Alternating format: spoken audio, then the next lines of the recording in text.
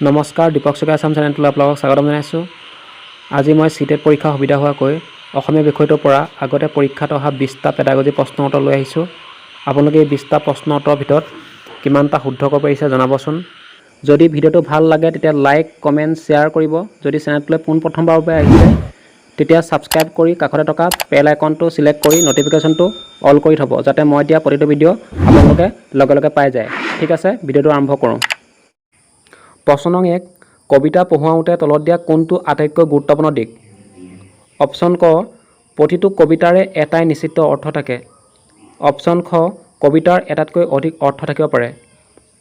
Option গ, কবিতাই সামাজিক সমস্যা প্ৰতিফলিত নকৰে। অপশ্যন ঘ, কবিতাই কোনো আৱেগিক দিশ প্ৰতিফলিত নকৰে। শুদ্ধ উত্তৰ হ'ল অপশ্যন খ, কবিতাৰ এটাতকৈ অধিক অৰ্থ থাকিব পাৰে। প্ৰশ্ন নং 2, এগৰাকী শিক্ষকে প্ৰতিবেদন লিখিবলৈ শিকাওঁতে ছাত্ৰ-ছাত্ৰীৰ মাজত বাতৰি কাকতৰ কাটি ৰখা টুকুৰা কিছুমান বিলাই দিছে। শিক্ষকগৰাকীয়ে ছাত্ৰ-ছাত্ৰীক প্ৰতিবেদন পঢ়িবলৈ দিছে আৰু সেই বিষয়ে সিহঁতৰ বক্তব্য বা বিশ্লেষণ লিখিবলৈ দিছে। এই পৰিস্থিতিত শিক্ষকজনে ব্যৱহাৰ কৰা বাতৰি কাকতৰ কাটি ৰখা টুকুৰাবোৰ হৈছে, আমাৰ মাজত অপশ্যন দিয়া হৈছে 4টা। অপশ্যন ক, এবিধ শিক্ষণ সঁজুলি। অপশ্যন খ, এবিধ শিকন সঁজুলি। অপশ্যন গ, TLM teaching learning material. Option ঘ, শিক্ষণ পদ্ধতি। শুদ্ধ উত্তৰ হ'ল অপশ্যন গ, TLM টিচিং লাৰ্ণিং মেটেৰিয়েল। প্ৰশ্ন নং 3, ভাৰতত কিমানটা ভাষা পৰিয়াল আছে? অপশ্যন ক 4টা, অপশ্যন খ 6টা, অপশ্যন গ 8টা, অপশ্যন ঘ 10টা। শুদ্ধ উত্তৰ হ'ল অপশ্যন ক 4টা। ভাৰতত 4টা ভাষা পৰিয়াল আছে। এই ভাষা পৰিয়ালকেইটা হ'ল আৰ্য, দ্ৰাবিড়িয়ান, তিব্বতী বাৰ্মিজ, এছটো এছিয়ান মুণ্ডা। প্ৰথমতে আৰ্যসকলৰ মাজত আছে অসমীয়া, হিন্দী, উৰ্দু, বঙালী, সংস্কৃত, পাঞ্জাবী, গুজৰাটী, মাৰাঠী, কোংকানী, নেপালী, উৰিয়া, কাশ্মীৰী ইত্যাদি। 2 নম্বৰতে আছে দ্ৰাবিড়িয়ানসকলৰ মাজত আছে তামিল, তেলেগু, কানাড়া, মালায়ালম, কুৰুক ইত্যাদি। তৃতীয়তে তিব্বতী বাৰ্মিজসকলৰ মাজত আছে মণিপুৰী, আংগামী, বড়ো, গাৰো, ত্ৰিপুৰী, টাংচা, মিজো ইত্যাদি। চতুৰ্থতে আছে এছটো এছিয়ান মুণ্ডাসকলৰ মাজত আছে মুণ্ডা, মুণ্ডাৰী, চান্তালী ইত্যাদি। আপোনালোকে মনত ৰাখিব, পৰীক্ষাত আহিব পাৰে। প্ৰশ্ন নং 4, ভাষা শিক্ষাৰ কোনটো পদ্ধতিয়ে ভাষাৰ শ্ৰেণীকোঠাত মাতৃভাষাৰ প্ৰয়োগ বাৰণ কৰে? অপশ্যন ক, প্ৰত্যক্ষ পদ্ধতি। অপশ্যন খ, সব্যভাষিক পদ্ধতি। অপশ্যন গ, ইমাৰ্চিয়ন পদ্ধতি। অপশ্যন ঘ, প্ৰাকৃতিক পদ্ধতি। শুদ্ধ উত্তৰ হ'ল অপশ্যন ক, প্ৰত্যক্ষ পদ্ধতি। প্ৰশ্ন নং 5, ভাষাৰ শিক্ষক এজনে শিক্ষাদান কৰোঁতে বিজ্ঞান আৰু সমাজ বিজ্ঞানৰ পৰা উদাহৰণ দিছে। এই পদ্ধতিটো হৈছে অপশ্যন ক, বিজ্ঞান আৰু ভাষা শিক্ষা। অপশ্যন খ, পাঠ্যক্ৰম অতিক্ৰমী শিক্ষা। অপশ্যন গ, টোটেল ফিজিকেল ৰেছপন্স পদ্ধতি। অপশ্যন ঘ, কমিউনিকেটিভ লেংগুৱেজ টিচিং পদ্ধতি। শুদ্ধ উত্তৰ হ'ল অপশ্যন খ, পাঠ্যক্ৰম অতিক্ৰমী শিক্ষা। প্ৰশ্ন নং 6, ভাষা শিকাৰ বুদ্ধাজন পৰিপ্ৰেক্ষাই কগনিটিভ পাৰ্চপেক্টিভে তলৰ কোনটোত গুৰুত্ব দিয়ে? অপশ্যন ক, ভাষা শিকাৰ প্ৰক্ৰিয়াটোত ভুল হোৱাটো প্ৰক্ৰিয়াটোৰে অংশ। অপশ্যন খ, ভাষা শিকাত অভ্যাস গঠন প্ৰক্ৰিয়াই সহায় কৰে। অপশ্যন গ, বাক্য মুখস্থ কৰাত শিক্ষকে গুৰুত্ব দিয়া উচিত। অপশ্যন ঘ, যিমান পাৰি সোনকালে শিশু এটা ভুলবোৰ শুধৰাই দিয়া উচিত, অন্যথা সেইবোৰ শিশুৰ মনত ৰৈ যায়। শুদ্ধ উত্তৰ হ'ল অপশ্যন ক, ভাষা শিকাৰ প্ৰক্ৰিয়াটোত ভুল হোৱাটো প্ৰক্ৰিয়াটোৰে অংশ। প্ৰশ্ন নং 7, তলত উল্লেখ কৰা কোনটো পৰীক্ষাৰ দ্বাৰা শিক্ষকে শিকাৰুৰ দুৰ্বল প্ৰদৰ্শন ধৰা পেলাব পাৰে? অপশ্যন ক, দক্ষতা পৰীক্ষা। অপশ্যন খ, হেতু নিৰ্ণয় পৰীক্ষা। অপশ্যন গ, সাফল্য পৰীক্ষা। অপশ্যন ঘ, সাৰাংশ পৰীক্ষা। শুদ্ধ উত্তৰ হ'ল অপশ্যন খ, হেতু নিৰ্ণয় পৰীক্ষা। প্ৰশ্ন নং 8, ষষ্ঠমানৰ ভাষা শিক্ষক এগৰাকীয়ে ভাষাৰ পৰীক্ষা লোৱাৰ পাছত লক্ষ্য কৰিলে যে ছাত্ৰ-ছাত্ৰীয়ে ভাল ফল দেখুৱাব পৰা নাই। সেয়েহে শিক্ষকগৰাকীয়ে আন এটা পৰীক্ষা পাতিছে। এই ক্ষেত্ৰত পৰীক্ষাটোত কোৱা হ'ব ক, গঠনমূলক পৰীক্ষা। খ, সাৰাংশ পৰীক্ষা। গ, হেতু নিৰ্ণয় পৰীক্ষা। ঘ, কৰ্মবৰ্ধনশীল পৰীক্ষা। শুদ্ধ উত্তৰ হ'ল অপশ্যন গ, হেতু নিৰ্ণয় পৰীক্ষা। প্ৰশ্ন নং 9, ভাষাৰ শিক্ষক এগৰাকীয়ে শ্ৰেণীকোঠাত পঢ়োৱাৰ পাছত তেওঁ টোকাবহীত লিখিছে, ছাত্ৰ-ছাত্ৰীবোৰে ভাষাৰ খেল উপভোগ কৰিছে আৰু খেলত সক্ৰিয়ভাৱে অংশগ্ৰহণ কৰিছে, কিন্তু গোট নং 3য়ে উপযুক্ত ফলাফল দেখুৱাব পৰা নাই। শিক্ষকগৰাকীৰ এই টোকাটো হৈছে অপশ্যন ক মূল্যায়ন, অপশ্যন খ ক্ষুদ্ৰ কাহিনী লিখন, অপশ্যন গ প্ৰতিফলিত চিন্তা, অপশ্যন ঘ লক্ষ্যকৰণ। শুদ্ধ উত্তৰ হ'ল অপশ্যন গ প্ৰতিফলিত চিন্তা।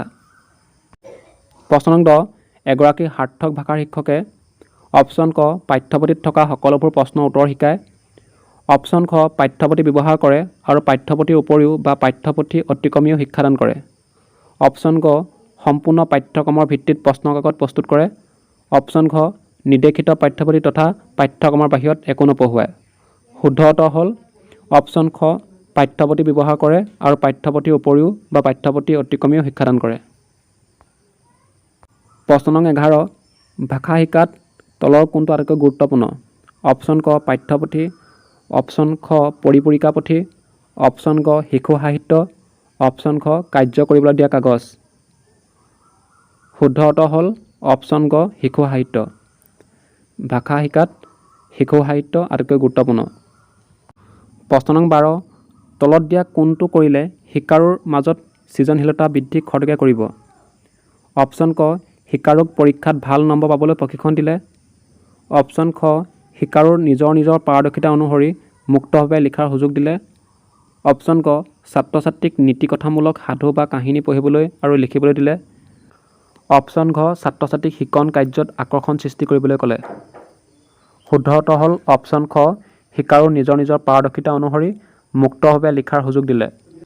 প্ৰশ্ন নং 13 ভাষাত মাইণ্ড মেপিং বুলিলে কি বুজায়, অপশ্যন ক মনৰ চিত্ৰ অংকন কৰা, অপশ্যন খ পদ্যটোত বা সাধুটোত বৰ্ণনা কৰা অঞ্চলটোৰ মানচিত্ৰ অংকন কৰা, অপশ্যন গ দুঃসাহসিক কাৰ্যৰ এক প্ৰস্তুতি কৰি ছাত্ৰ ছাত্ৰীক সেই বিষয়ে লিখিবলৈ দিয়া, অপশ্যন খ ছাত্ৰ ছাত্ৰীৰ নতুন ধাৰণা সৃষ্টি কৰিবলৈ, বুজি পাবলৈ আৰু সেইবোৰ সংযোগ কৰিবলৈ দিয়া। শুদ্ধ উত্তৰ হ'ল অপশ্যন ঘ ছাত্ৰ ছাত্ৰীৰ নতুন ধাৰণা সৃষ্টি কৰিবলৈ, বুজি পাবলৈ আৰু সেইবোৰ সংযোগ কৰিবলৈ দিয়া। প্ৰশ্ন নং 14 লিখন দক্ষতা বৃদ্ধিৰ কাৰণে তলৰ কোনটো আটাইতকৈ গুৰুত্বপূৰ্ণ, অপশ্যন ক ভাল হাতৰ আখৰ, অপশ্যন খ শুদ্ধ বানান, অপশ্যন গ নিৰ্দেশ অনুসৰণ কৰি আৰু সঁজুলি ব্যৱহাৰ কৰি লিখা, অপশ্যন ঘ নিজৰ অভিজ্ঞতা ধাৰণা আৰু আদৰ্শ আদি প্ৰকাশ কৰি লিখা। শুদ্ধ উত্তৰ হ'ল অপশ্যন ঘ নিজৰ অভিজ্ঞতা ধাৰণা আৰু আদৰ্শ আদি প্ৰকাশ কৰি লিখা। প্ৰশ্ন নং 15 সামগ্ৰিকভাৱে পঠন দক্ষতা বৃদ্ধিৰ কাৰণে আৰু লগতে মনোৰঞ্জনৰ কাৰণে পাঠ পঢ়া কাৰ্যটো হৈছে অপশ্যন ক সঘন তথা পুংখানুপুংখ পঠন, অপশ্যন খ বিস্তৃত পঠন, অপশ্যন গ পূৰ্ব পঠন, অপশ্যন ঘ উত্তৰ পঠন। শুদ্ধ উত্তৰ হ'ল অপশ্যন খ বিস্তৃত পঠন। প্ৰশ্ন নং 16 পদ্ধতিগত লিখনিৰ কাৰণে তলৰ কোনটো অনুসৰণ কৰা উচিত, অপশ্যন ক শব্দ সংখ্যা, অপশ্যন খ ফুলাম ভাষাৰ প্ৰয়োগ, অপশ্যন গ সৰ্বনামৰ প্ৰয়োগ, অপশ্যন ঘ ধাৰণাৰ পদ্ধতিগতকৰণ। শুদ্ধ উত্তৰ হ'ল অপশ্যন ঘ ধাৰণাৰ পদ্ধতিগতকৰণ।